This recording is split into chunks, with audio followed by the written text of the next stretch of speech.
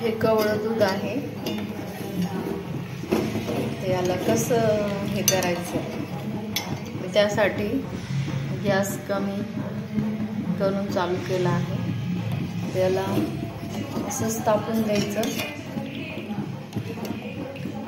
हे थोडंसं तापून देते आणि दूध फुटलं का तुम्हाला दाखवते। गरम झाल्यानंतर दूध असं फुटतं। आमच्या इकडं दूध फुटलंच म्हणते। दूध फुटतं म्हणजे पाणी आणि दुधाची जी मलाई असते ती वेगवेगळी होती। हे असं चांगलं गरम होऊन द्यायचं।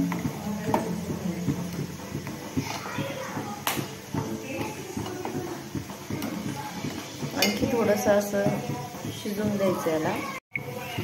पाणी खरवस, त्याला खरवस म्हणते।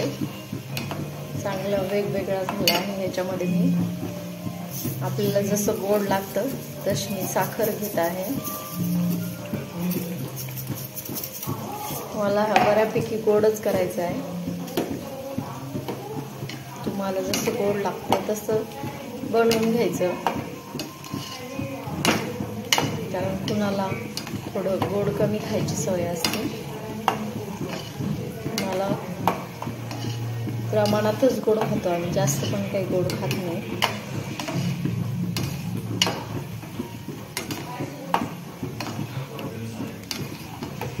असं करून घ्यायचं, याला हलवून घ्यायचं तोपर्यंत साखर चांगली विरघळते।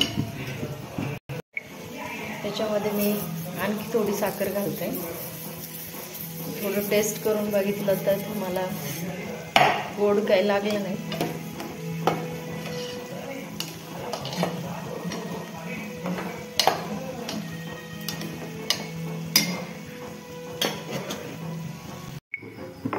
ही 5 विलायच्या आणि जायफळ थोडं टाकून मी कुटून घेते याला।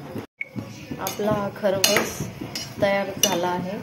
त्याच्यामध्ये जायफळ आणि विलायचीची पूड घालते।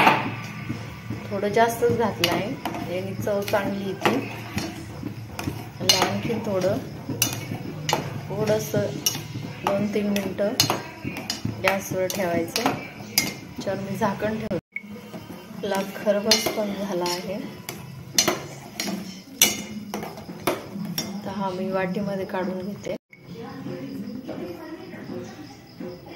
जे खात नसेल ते पण हा खरवस नक्की खातात। हे सिंपल पद्धतीने बनवून बघा, खूप चवदार लागतो। एकदा नक्की ट्राय करा। चला तर बाय बाय।